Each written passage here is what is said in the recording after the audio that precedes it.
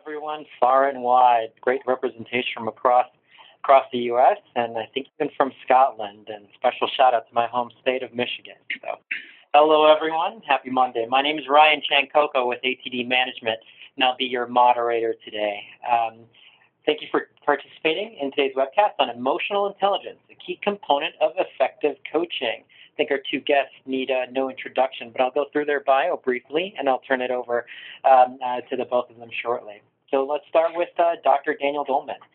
Dan's a psychologist, author, and speaker, pioneered emotional intelligence in the workplace, and is the author of the New York Times bestseller, Emotional Intelligence, Why It Can Matter More Than EQ. It's been translated into over 40 languages and remains the definitive work on the topic.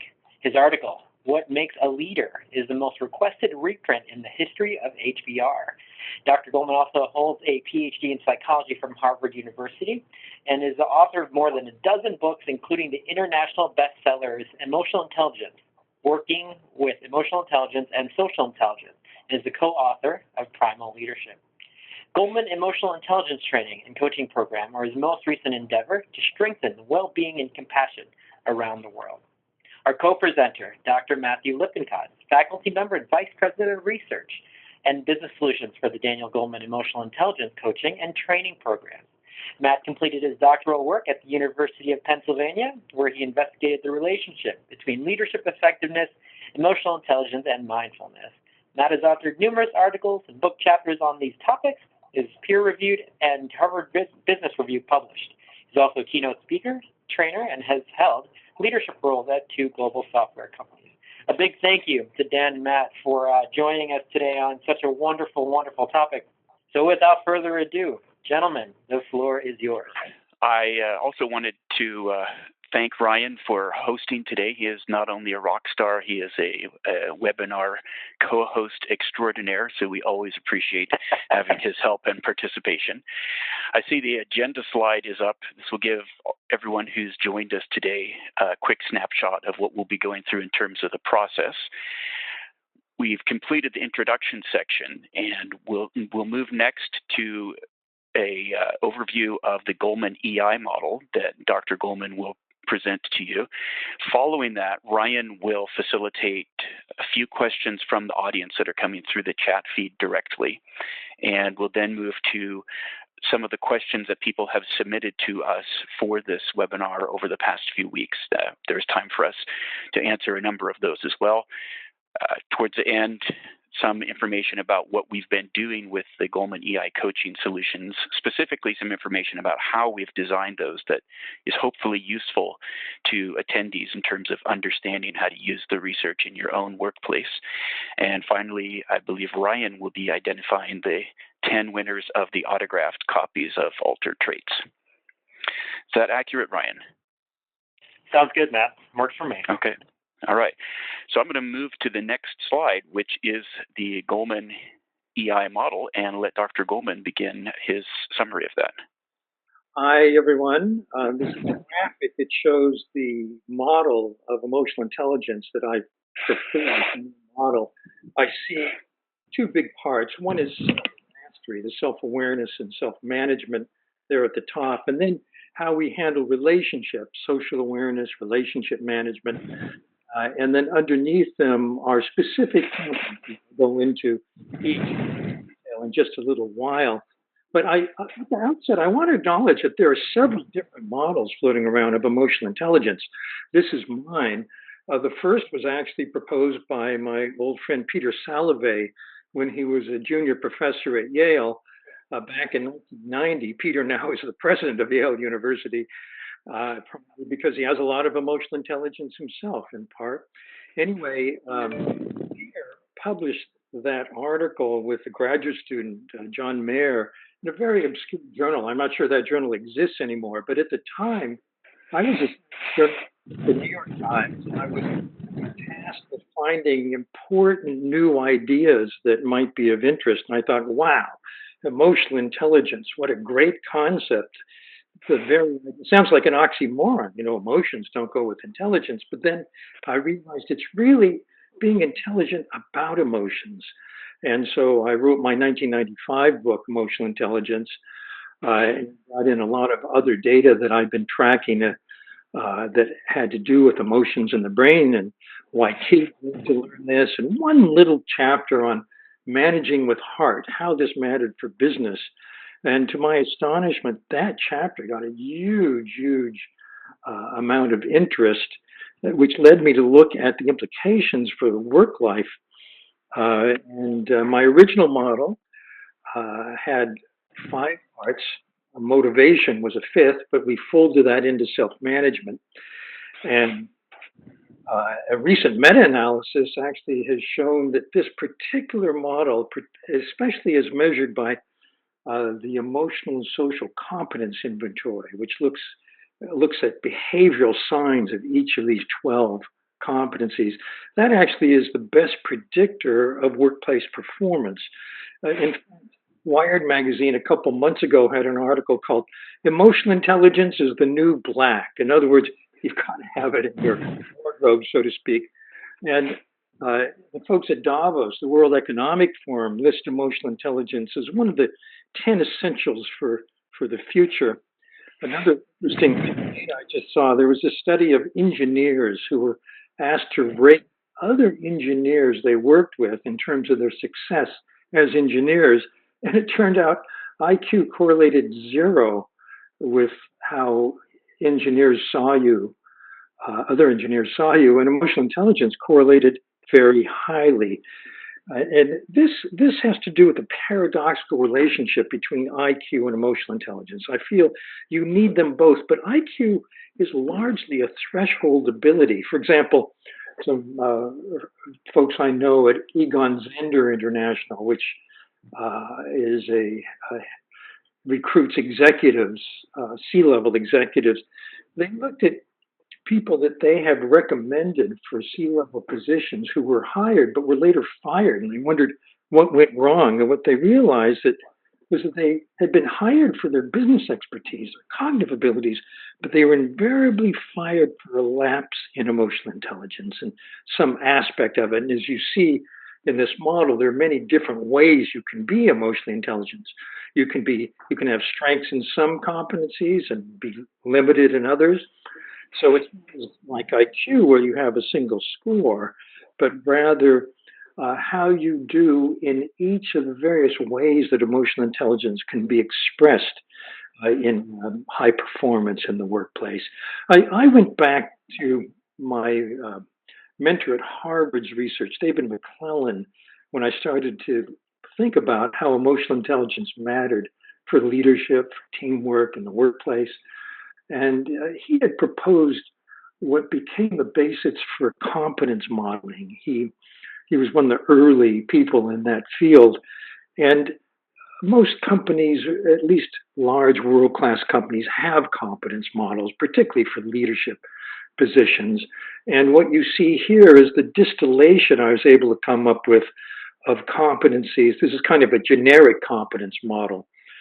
And the interesting thing is that IQ is largely a threshold ability in kind of a back of the envelope analysis that I did years ago for the book Working with Emotional Intelligence. It turned out that cognitive skills, IQ, was not as important as emotional intelligence when it came to the competencies that distinguish star performers. Those are the ones that are reflected in this model here. IQ and cognitive skills, technical abilities are largely threshold. They get you in the game, but they don't predict how well you do as a team member or as a leader. That's where the emotional intelligence competencies come in. When I looked at competence models for C-level positions, for top leaders, 80 to 90% of the competencies the organizations themselves had determined set the best apart from the average were based on emotional intelligence. So I think even though companies worldwide know this, every generation needs to learn this anew. And you may have seen this in people that you work with. A recent study showed that if you ask top executives, really seasoned leaders, do these soft skills, does emotional intelligence really matter for performance? about 90% say yes. But if you ask new hires, you get a very different response. About 70% say, oh no, technical skills are much more important. And I think that's a bias that people need to unlearn as they see what really matters as they operate in the workplace. So having said that, let me just walk you through this model in a little more detail. Self-awareness, which is the foundational skill of emotional intelligence, is the least visible, but I think it's the most important. If you're not self-aware, you'll be very poor at managing yourself. And if you're tuned out of some range of your own experience, you won't pick it up in other people, which is the core of empathy, which I think is the real basis of relationship skills. So self-awareness, in terms of how aware you are of your emotions, has to do with just more than knowing your feelings. It's how they impact your performance, and also knowing what your strengths and limits are across all of these abilities, and even better, knowing how other people see you. All of those are signs of a high self-awareness.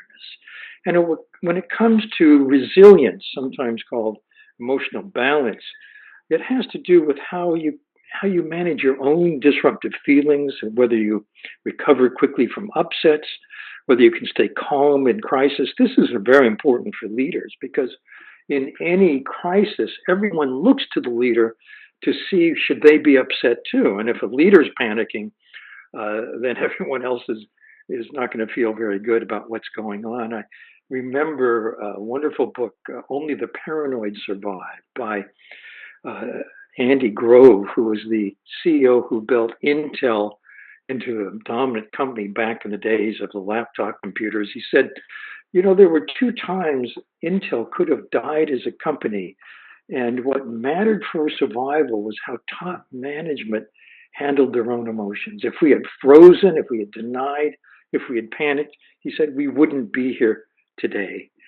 And in fact, resilience in neuroscience is seen in terms of how quickly you recover from the peak of upset.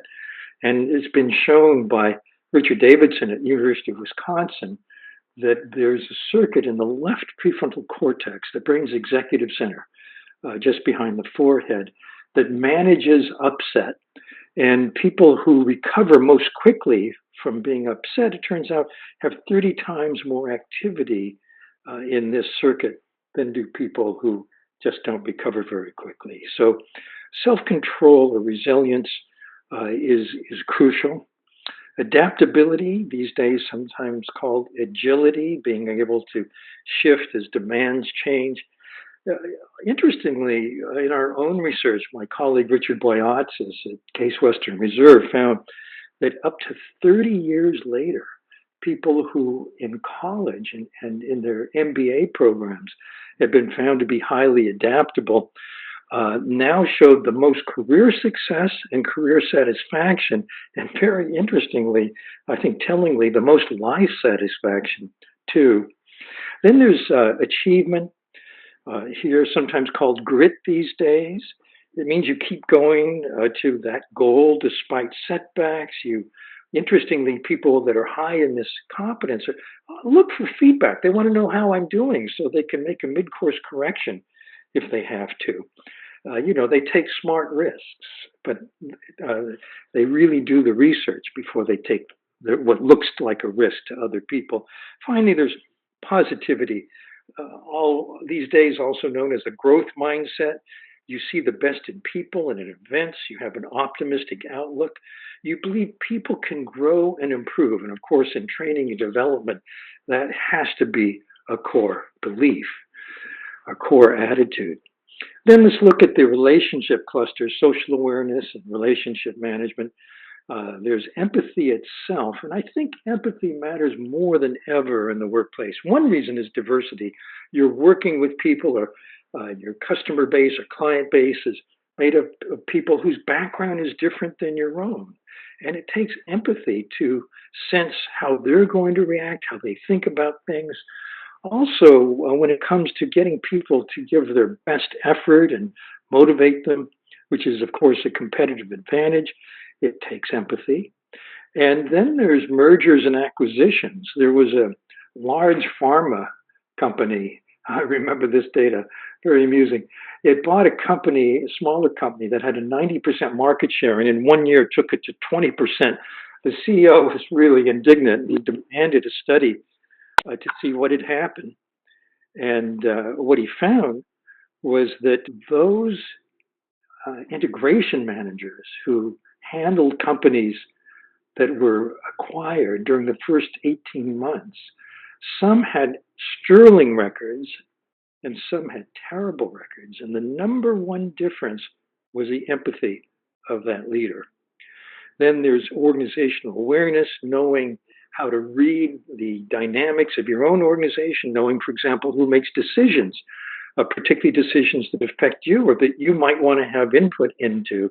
And then let's go over to influence there, which has to do with how well you can not only persuade the right person, but first, of course, you need that organizational awareness to know what person to try to persuade and how to build buy-in from key people. And then there's coach and mentor, and for training and development. I think this is really important. The reason it's in this model is that we feel that if you want to take training and development to scale, you want everyone to be a coach and a mentor. You want everyone to have that attitude that the people that their direct reports, everyone can get better, because emotional intelligence is learned and learnable. And you want people to have the skills of coaching and mentoring, because that is going to mean that even if you can't touch people, they can. And we find that coaching boosts all the other relationship competencies. So then let's go to conflict management. This means that you can help others through tense emotional situations. You can bring disagreements into the open. You can tactfully find solutions that everyone can endorse, and you can acknowledge all sides, but redirect the energy to a higher ideal, which gets us to inspire, where a leader can articulate a shared vision or mission or purpose from the heart that speaks to the heart of everyone else. This lets you get the best out of your people. They want to give their optimal efforts, but it takes that ability to articulate that shared purpose beyond day-to-day tasks, not task-focused, but meaning-focused. And these are the bosses we love, people who we see as inspiring. In fact, I've seen research that says leaders who are high in this ability are seen by their direct reports as highly effective. And then, of course, there's teamwork, which these days is how work gets done most everywhere. This ability to work effectively with others toward a shared goal for a leader means, for example, creating an atmosphere of respect, of openness, of cooperation. And leaders have unstated task in a team of setting norms. I remember talking to the director of one of the national labs.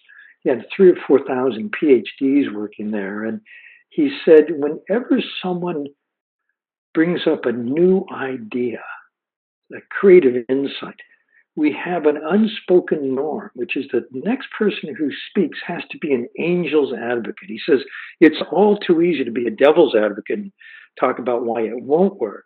But new ideas need that support at first.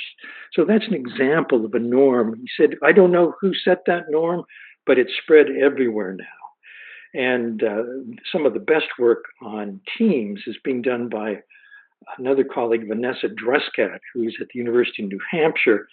She's found through very thorough research that there's a group level emotional intelligence that teams exhibit, and the more emotional intelligence a team has, the more productive they are by whatever metric applies to that team. They not only establish norms that help them, they're very open about member strengths and limits. They have a high group self-awareness, if you will. They also have empathy at the team level, which means that They can see what other teams or other parts of the organization need, particularly those they depend on. They have group level empathy. And they name problems so they don't simmer and explode. They're very good at conflict management within the team. They surface differences and settle them. And interestingly, they celebrate wins. They know how to have a good time together, so they get into a group flow. So that's just a quick overview of the emotional intelligence model that Matt and I and the others we work with find most useful in training and developing leadership. So, Matt, should we look at some questions from the chat? Thanks so much for that. There's a question about the effect of social media on EI or EQ. Love your thoughts on how EQ has changed since with the effects of technology, social media, the cell phone. Any general thoughts on that and how people have been able to develop it? Well, it's a mixed picture. Let me talk first about how it matters in terms of, for example, working at a distance. Many companies have teams where people are geographically distributed, even around the world. And the brain, the social networks of the brain are designed for face-to-face interaction. So the more you diminish that face-to-face interaction, the less well the human brain can adjust to the situation. Best, of course, is, say, WebEx, being able to see and hear at a distance. It's second best to being with them. But disintegrates. Phone is not that bad because voice carries a lot of emotional information. The worst is text only. There's research showing there's a negativity bias to text messages. If you ask the sender, was that message pretty positive? And they say yes. The receiver says, it was pretty neutral. If the sender says neutral, the receiver is likely to say negative. The worst part of this is what's called technically cyber disinhibition. When you're face to face, your social brain tells you instantly how someone else is reacting, but that part of the brain has no information to go on. That's the disinhibition. So it means that your worst tendencies can be expressed. If you're really upset or angry at someone, you'll sit down type out a text message or email, hit send, and you may really regret it the next day. So just a little advice: never send a text or email. Never send them when you're drunk or late at night, because you're likely to have disinhibition. Then there's the question of what does this do to kids? Because emotional intelligence is learned, social intelligence too is learned in life. And the more time kids spend staring at a video screen, the less time they spend looking at other people or interacting with other people, which is what the brain assumes is going to happen so that kids learn how to interact. I heard a talk recently by one of the designers of the first iPhone. He said, we were all 20-something, single. We didn't really think about it. We tried to make it as seductive as we could. He said, now I have 2 kids and I really regret it. So I think we need to be more thoughtful about how much time our children are spending staring at a phone or another device and how much time they spend interacting. The more of the latter, the better. I'd add to that, there are also some studies that show if you have an organization where a lot of people are virtually connected, there are benefits to having them meet in person and work in person 1 or 2 times prior to shifting over to a predominantly virtual-based relationship. That's shown to help with a lot of the issues that Dan described of misinterpretation or not even picking up on the cues that you would otherwise learn from being in the presence of another person. Thanks for adding that, Matt. Yes, it's true.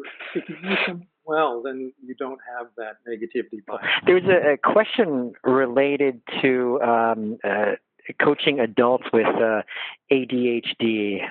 What are your thoughts, if any, about neuroatypical people's ability to develop emotional intelligence? And the second question to this is, are we all equal when it comes to our capacity to develop EI?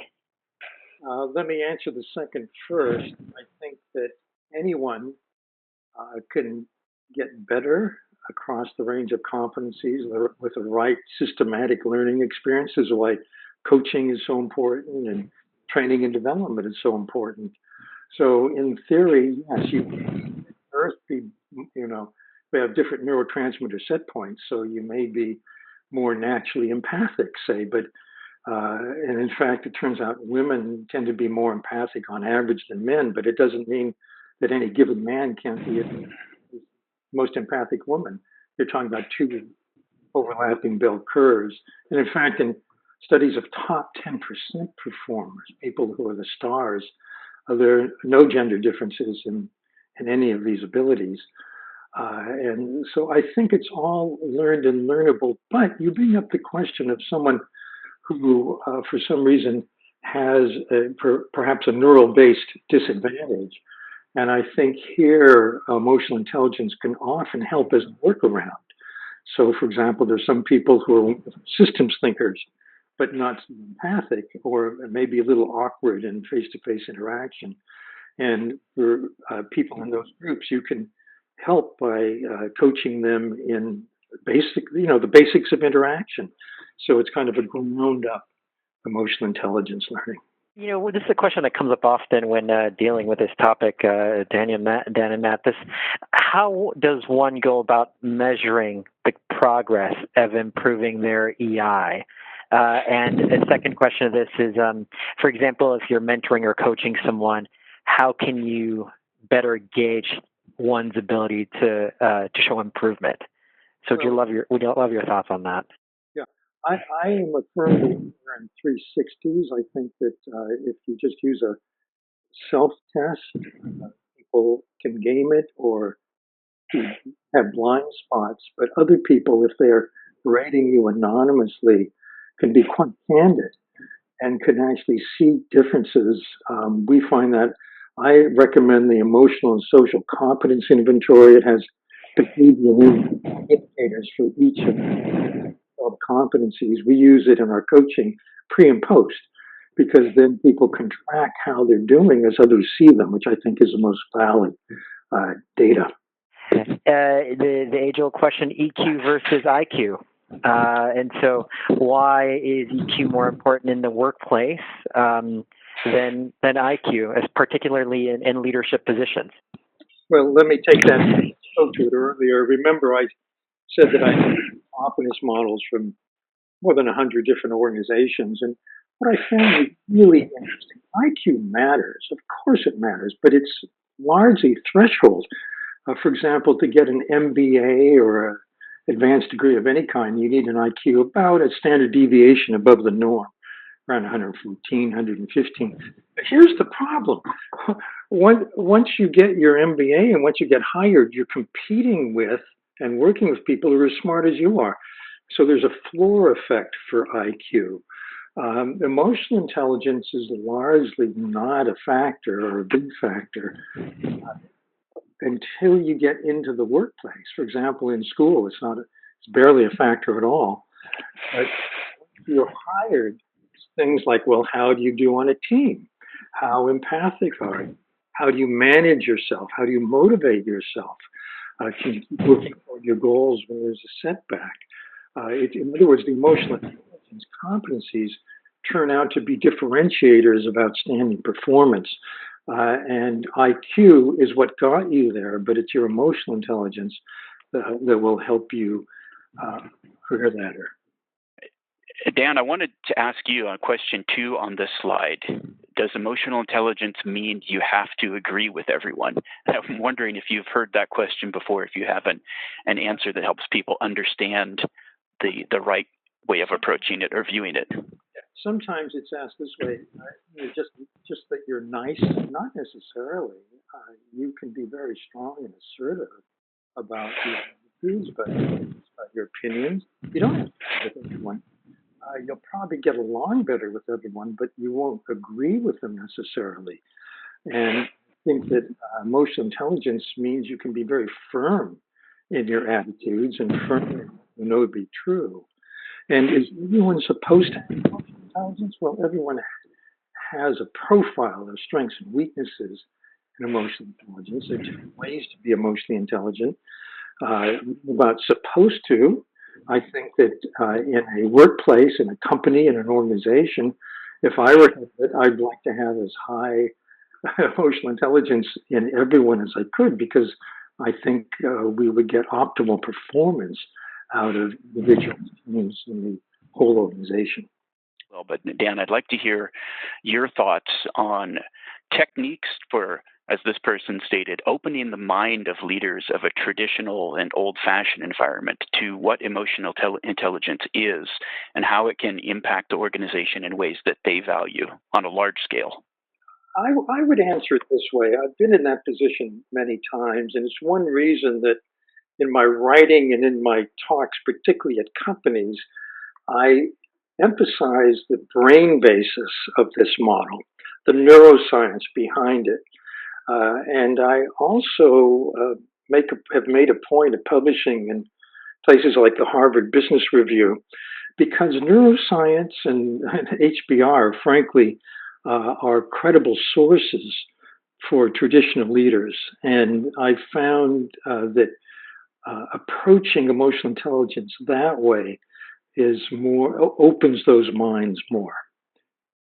An additional perspective on that I look at is going to transition to the second question, where it talks about, it says words like learning and emotional tend to get blank looks. And I agree with that statement. And I think one approach that we can start to use is to look at the words that your audience inside your organization already works with, that they value. And maybe it's something like performance, or maybe it's an organization where career trajectory or individual success are more highly valued. I feel that those are safe starting points for getting into the conversation about emotional intelligence. But that doesn't mean we have to give people education on the terminology or even mention the word emotional. We can meet people where they are in terms of the concepts and the beliefs and values that they have. We can help them focus on something as simple as how much more beneficial it would be for them as an individual or their team if people were more supportive of them or more willing to help them be effective in their day-to-day workplace environment. And so sharing case studies and examples about how successful leaders have cultivated EI in their teams is a great way to, for lack of a better term, just get people's minds more open to what EI is. But from my standpoint, I think there's no need to talk about using the words emotion necessarily, but go back to effectiveness and neuroscience, for example. I remember when I wrote Emotional Intelligence and started talking in companies, I was told, you can't use the word emotion in business. And I think that landscape has changed. But as you say, Matt, every company has its own culture. Every organization is its own culture. And one of the three kinds of empathy is cognitive empathy, understanding the mindset, the perspective, the ways the person you're dealing with organizes reality. People have different mental models. Companies have different mental models. And I think it's really more effective if someone's bringing training or development into a company does just what you said, Matt, which is to listen, to understand how the folks you're dealing with understand what you're talking about, and to use their language. Highly effective. Dan and Matt, are there benefits to group coaching when it comes to coaching around emotional intelligence?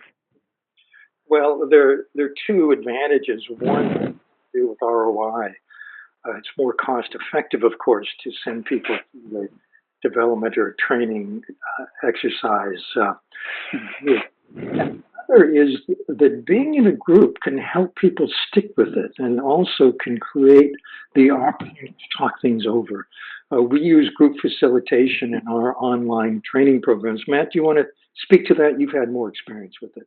Sure, I'll touch briefly on it, and later in the presentation we'll circle back on that point. But as Dan said, their approach we're working with is more of a cost-effective and scalability strategy, because we understand that there are benefits to a group or a department that develop when you have many people using the terminology and working with the concepts of EI. Again, that can be in their own terms, their own words, but the key is that you create a group norm where people are starting to talk about the quality of their interaction with one another and things like whether or not they're trusting of one another. And that really gets people across certain thresholds in terms of teamwork and creates higher performing teams. And Dan, I welcome you to speak to employee retention issues specifically.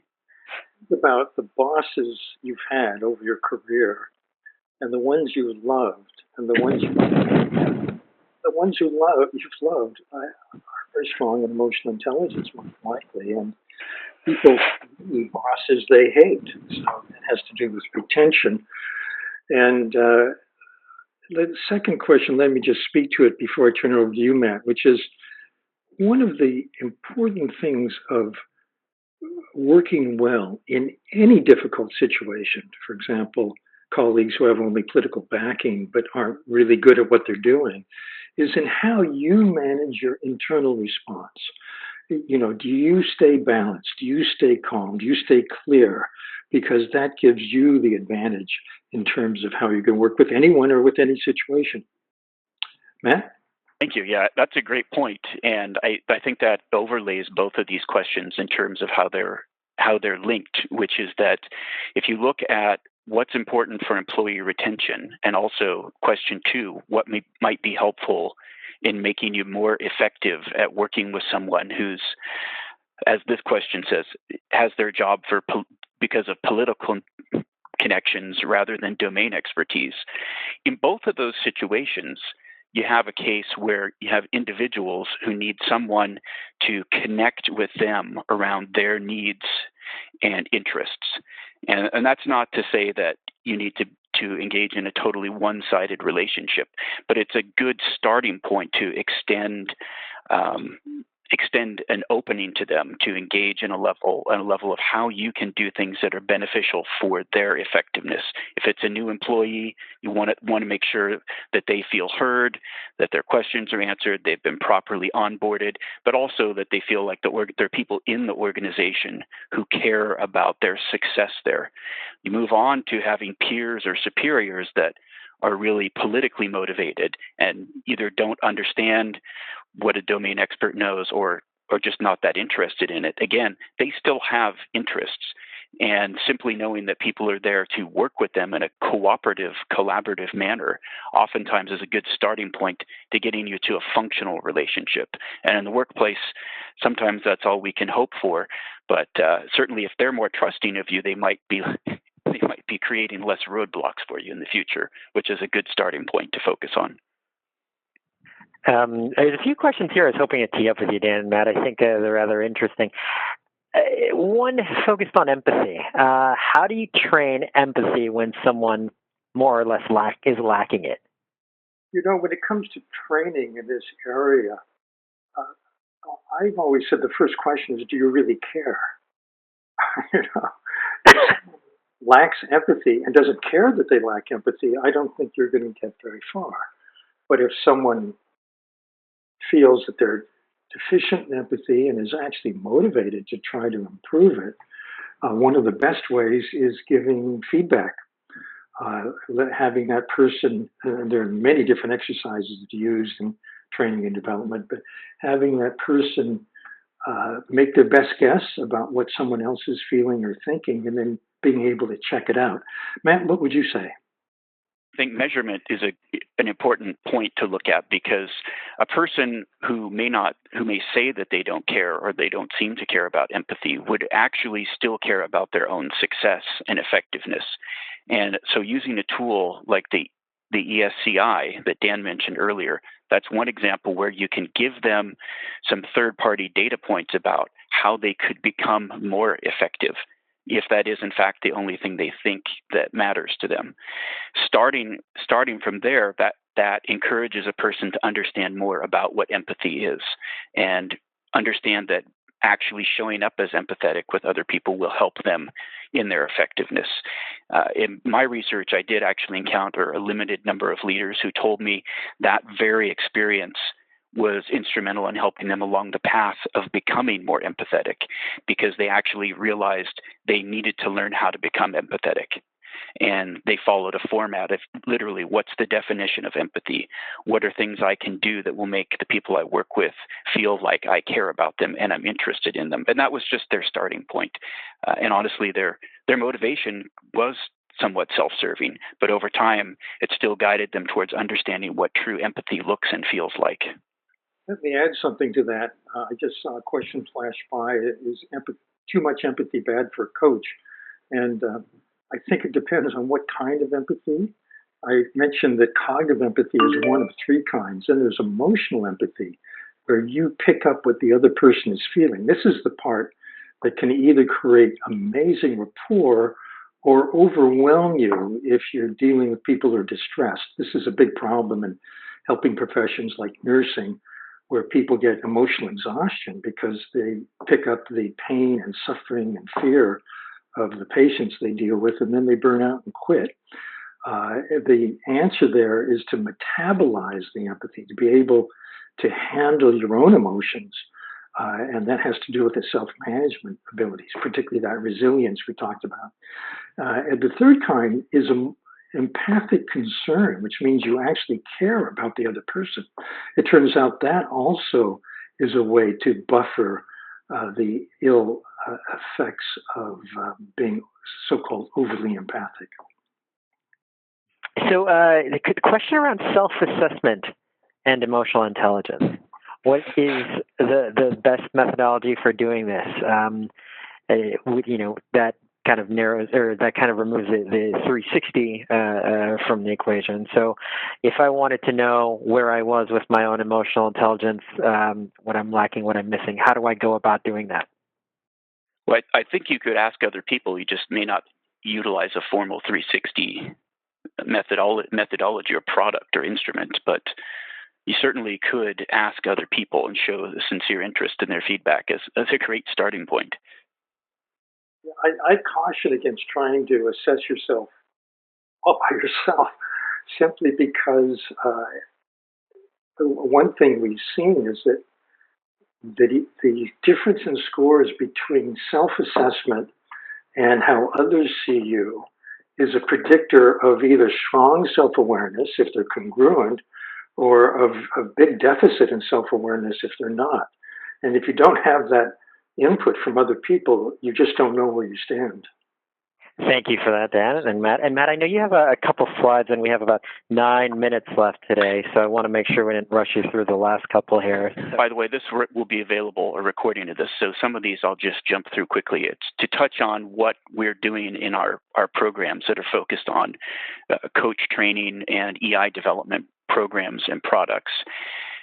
And one of the things I mentioned at the beginning was that I'd share a little bit about how we designed those. And so I want to focus on this slide just briefly, particularly the upper left-hand corner.